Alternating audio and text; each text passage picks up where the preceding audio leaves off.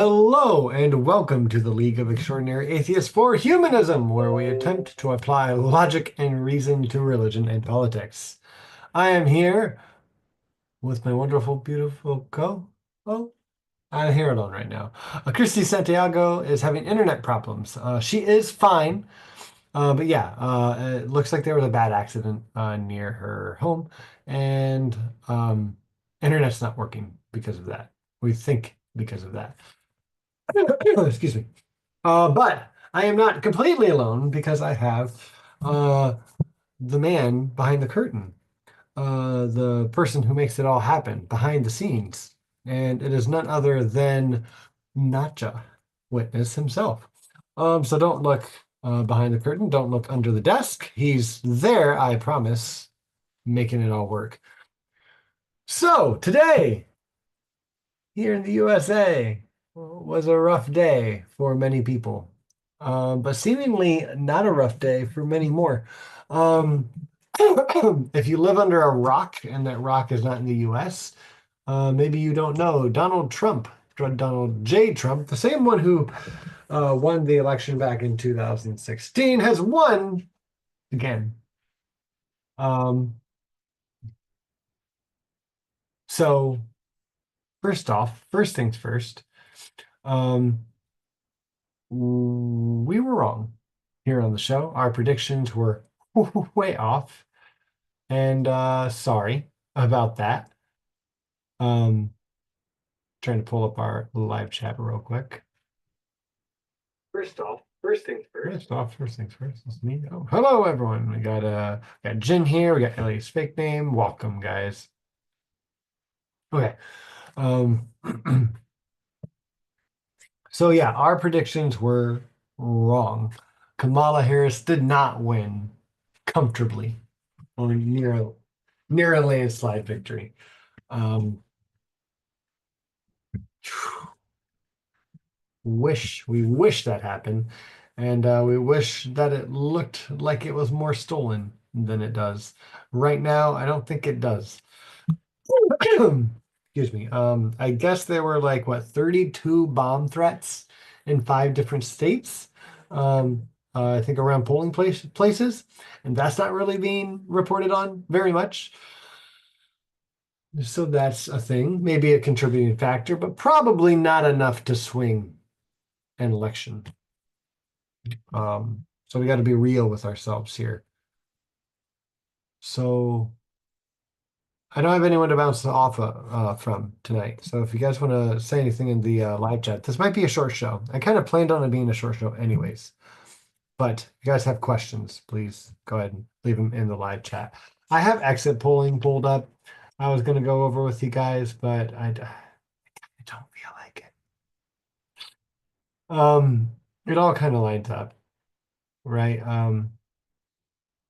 We have men who voted 42% blue, 55% red, women 53% blue, 45% red. We have, if they're white, 41% blue, 57% red, black, 85% blue, 13% red, Hispanic, 52% blue, 46% red, Asian, 54% blue, and 39% red. It just goes on and on. It looks like a lot of it was really tight, but like no, I mean, it doesn't make a difference. Um, excuse me. The thing that I really want to talk about tonight, I'll just kind of get square to it. And let me see, even a pro, even a pro was wrong. He predicted the last 5 correctly. Yeah, yeah, a lot of people are wrong. It sucks to be wrong. What I would like to hear, not to witness who exists underneath. What I would like to hear is your thoughts on the mainstream media's assessment that Dems didn't connect to the voters on what matters to them: cost of living, immigration. Yeah, excuse me. I definitely think that's a contributing factor. Very much so. And let me tell you what I think. Excuse me again. I was gonna crack this open, but I couldn't wait, so I already did. Excuse me. Oh, hold on. No, I have a good joke for that. This is blood orange. Mike's harder lemonade, not lemonade. It's just harder Mike stuff. But I'm doing the blood orange tonight because since the Republicans won, we're gonna really be lacking children's blood, so I'm gonna have to switch over fast. Um, so we have um with the mainstream media saying partly that the Democrats went too far left, right? Kamala was too progressive. We have them saying that, or some people saying that the Democrats didn't really go populist enough and they didn't talk about things that really matter to the American people enough.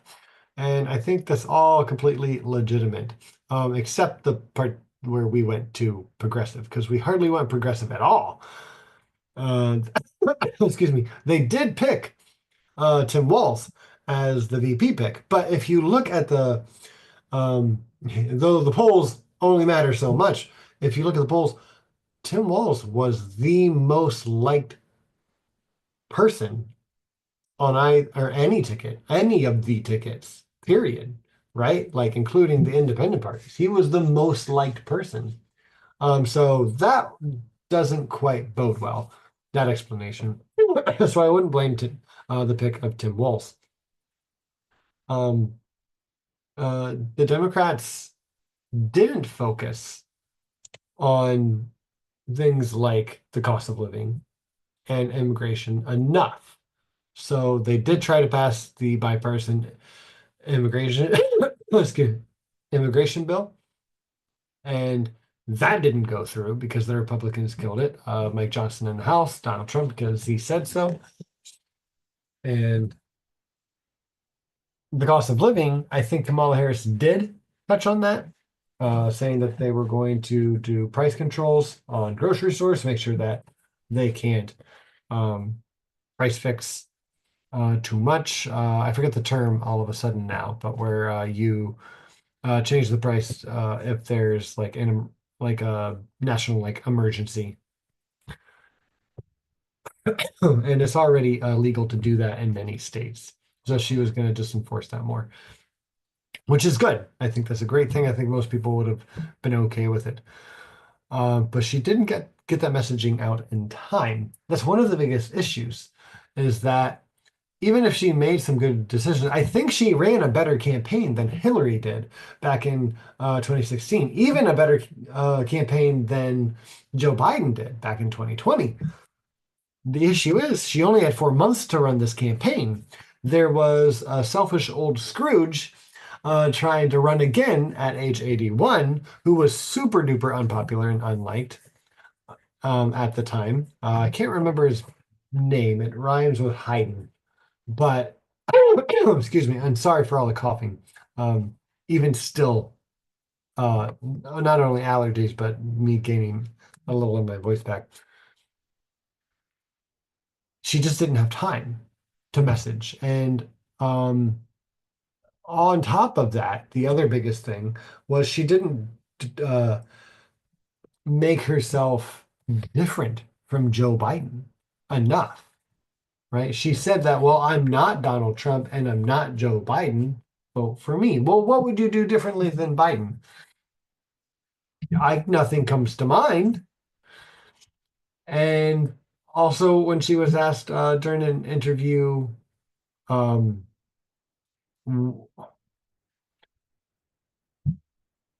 when did you realize that your boss, Joe Biden, was having some mental decline action?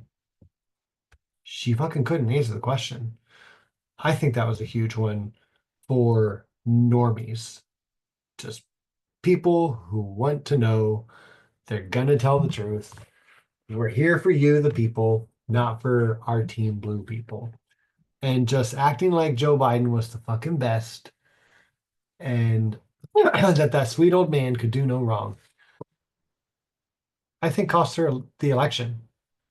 Um, Even more than just being 4 months away and having to put everything together. She kept his like staff, the people who were working on his campaign, and they didn't focus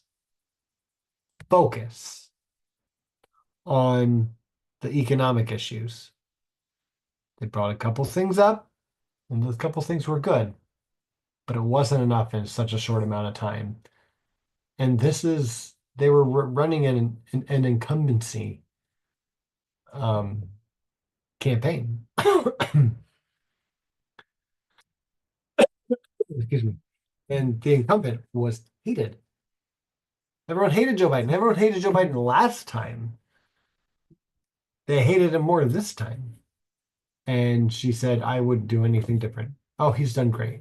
What are you talking about as mental decline?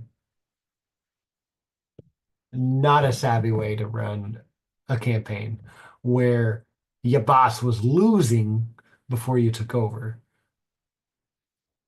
Oh, I'll just do everything he did. It's insanity. It's stupidity. It's doing the same thing over and over and expecting a different result. Again, I still need to give her credit. She did pick Tim Walz. She said she would enact some price controls to stop groceries from inflating prices. And Tim Walz passed free breakfast, free lunch at schools in his state. And I'm hoping that Kamala Harris would have done that too. That would have been wonderful. But she didn't even focus on that.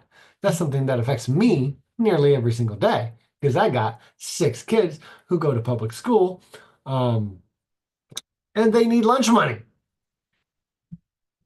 That is a kitchen table issue and a lunch table and a breakfast table issue. Um, and it really bummed me out that I could hopefully count on the vice president for that position, but not the Madam President. Hopeful. All right, not to put down here. The other thing that I heard was that people would vote for Trump despite being offended by him in some ways, but that when, but that what he talked about that affected them mattered more than their offense. Yeah, excuse me. People were really, um, people were really fooled in thinking that we had a better economy under Trump. And that's just total BS. You'll see that the economy ebbs and flows with administrations, but it takes 2 to 4 years for those economic policies to follow suit with, or not even just the economic policies, but just policies in general shift the economy. So what the administration does, the parties in power do, it really reflects on the economy longer term, like a short long term, which again I say is about 2 to 4 years. Mm. So at the beginning of the Trump administration, we was all living off the Obama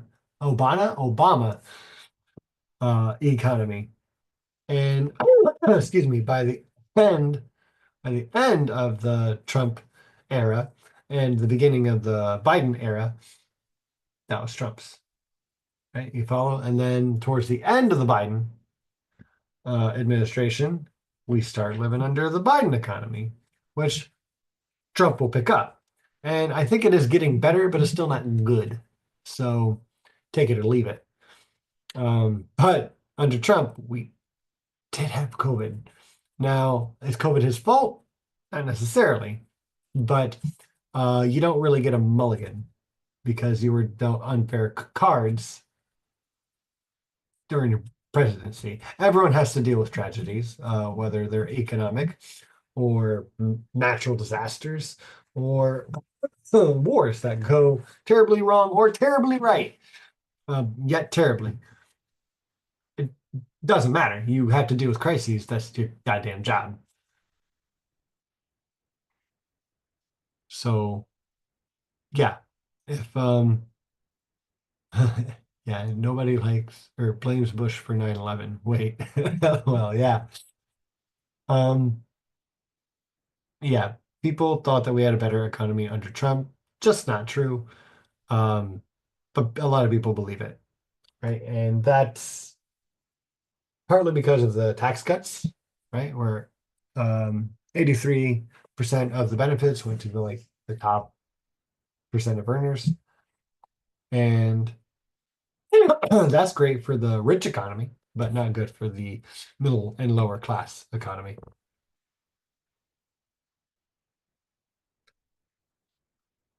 Christy Santiago is in the chat. Hello, Christy. Welcome. She has so many things for us to watch. So she's posting links. You best open them in a different tab. Don't turn away quite yet. Guys, we'll probably only go for another 10 or 15 minutes, especially since we're missing Christy here. You guys don't want to watch me drink blood orange all night. Anyways, so here's what I really want to talk about tonight is what do we do now? Where do we go from here? And I don't know if I really have a hopeful message for you, but I do have thoughts that are hopefully constructive. Um, I'm sure Christy would agree that this is bad. This is worst case scenario. He got the House. He got the judicial system. Well, I don't know if he got the House, but he got the Senate. I haven't checked all day. I've had a long day. I'll explain it maybe another time. But um, all three branches of government are pretty much Donald Trump's to use. The man wants to use his executive power more like an emperor or a king or a god, and he's just about able to do that in the worst way possible. So we have to really watch what the likes of Charlie Kirk, Matt Walsh, God forbid, Kent Hovind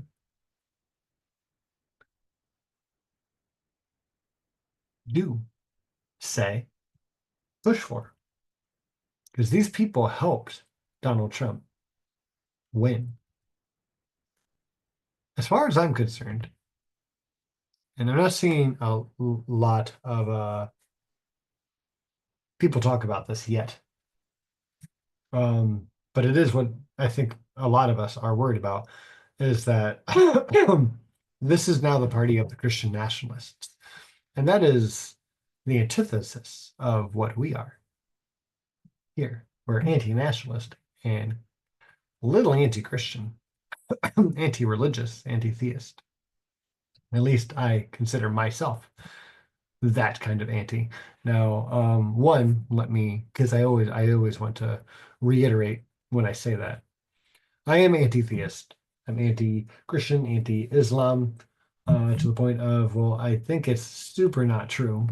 Um, and if you guys don't remember my position on the belief in an afterlife and pushing a belief in an afterlife, um, is really a net negative, right? You get people to hang on to that, and if they ever do come out of religion, they have no coping skills whatsoever. I think that is one of the most devastating things about religion.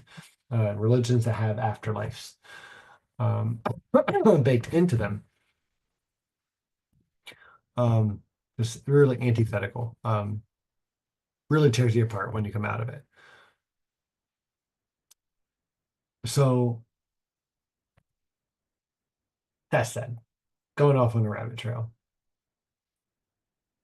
we need to watch what the Christian nationalists want to do and who they target, because a nation that props up one religion over any others is a supremacist system, right?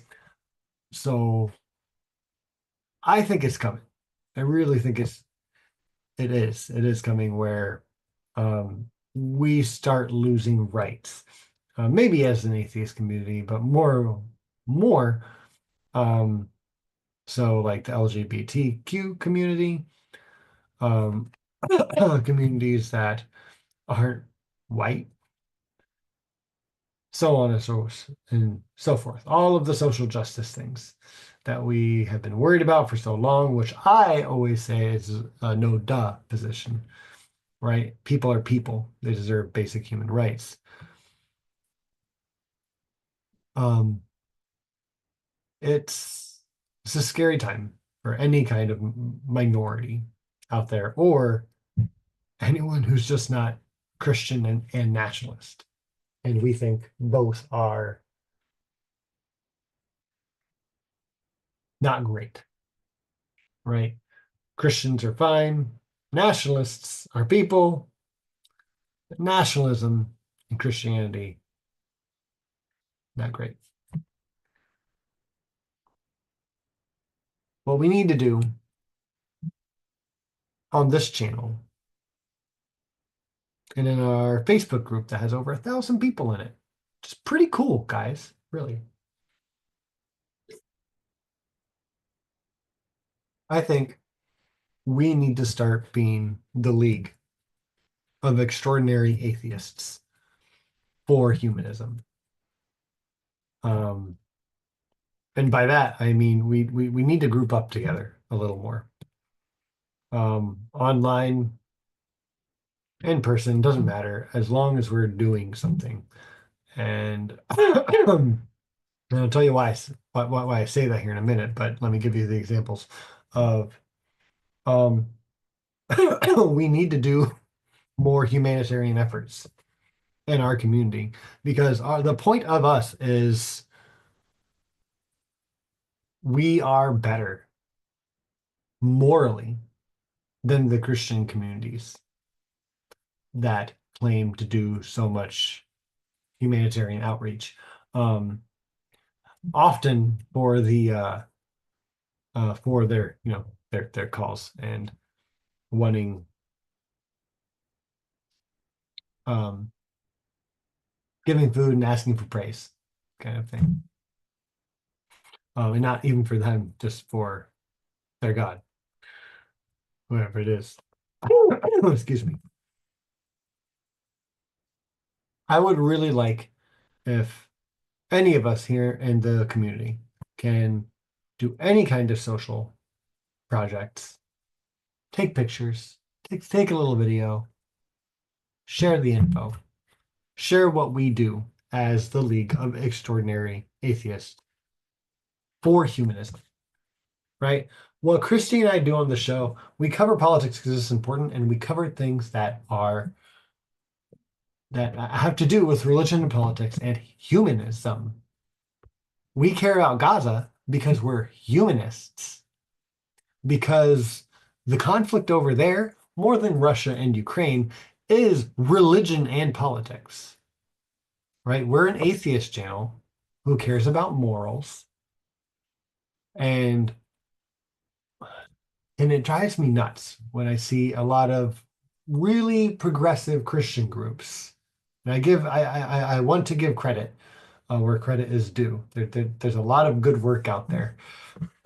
I'm undoing a lot of um, a lot of the purity culture that comes in the Christian community.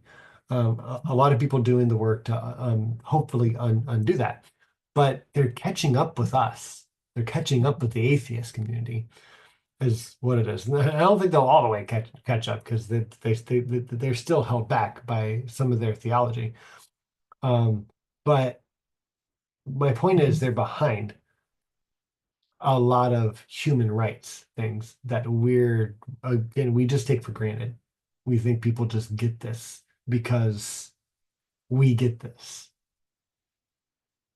Right? How many even progressive Christian groups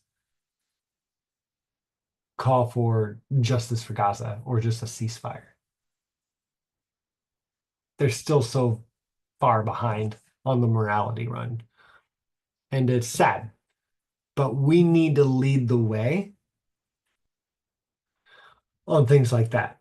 And whenever we can do any kind of social outreach, if any of us are doing any soup kitchens, if anyone is doing any hats and coats and gloves for a winter clothing drive at your local homeless shelter, whether you're working with the church or not, right? One, let them know it came from goodness without godness, right? The league, if you want to, or just any kind of how you want to say, hey, your friendly neighborhood atheist is donating this. Have a godless day, right? Don't be too cocky, but let people know around you, because we are returning to an America that is very Red Scare and very, yeah, you got to be godly to be good, and we need to change that perspective. I think that needs to be a huge part of our messaging on this channel because that's always been part of what it is, but we get really, really caught up in just the politics of it because that's all we have the time for. But we're a league, right? Christy and I, and I, excuse me, do the show. We're going to try to get more people on the channel to speak with us. But a lot of that is just strategy and policy, and it's important. But there's more people here, right? You guys tune in every week. And we have a Facebook page, right? We have a Discord. Not that I'm ever on it, but Christy is. Excuse me, and Smitty, Natcha.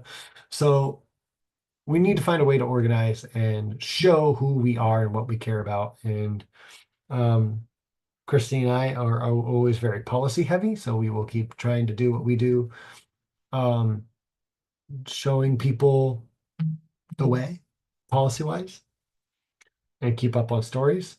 And I'm going to try to do more social outreach things on my end. But it's going to help me if I see other people doing it too, right? So this is my call to action for everyone here. Let me do that. By you doing that too. Like, let's do this together. Let's be the League of Extraordinary Atheists. Excuse me. Y'all are social study nerds. Hell yeah. Excuse me. I apologize. Can't just mute my shit self and let Christy talk this time. So there's that. And the reason is, I told you I'd give you the reason, is because I watched an Adam Conover video today. And that was one of the only ones that gave me hope all morning. He said he wasn't worried about how the election turned out because he's been doing more in his community.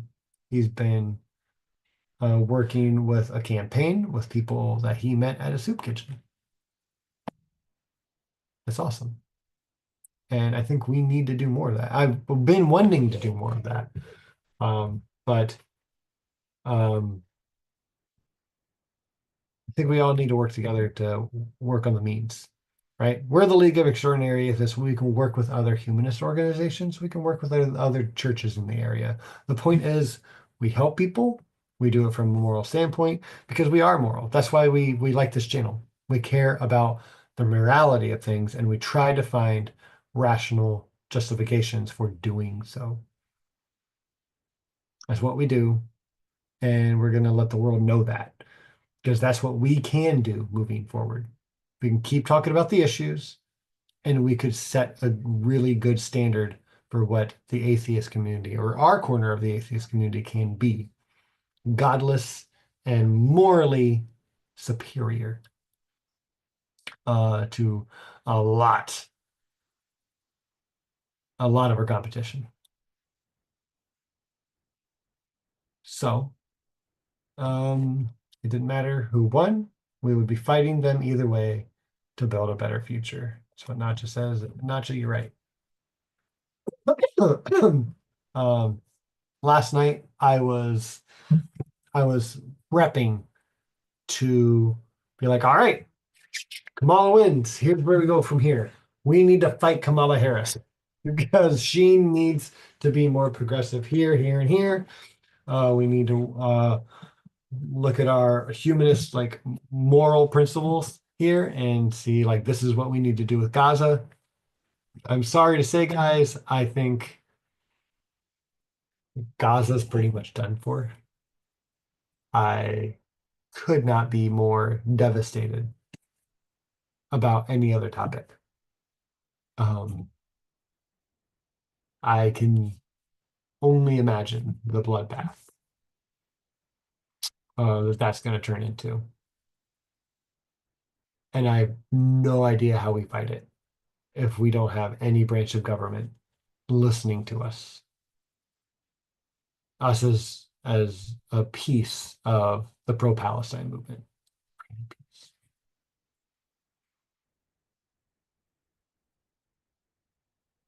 Christy says, I'm not scared to be considered the enemy within. Fascism will not silence my humanism. Right? That's the hope, right, guys? Arn, when he was on here, he said that if Trump wins, my job's pretty much done, right? Because like what he does is speak up against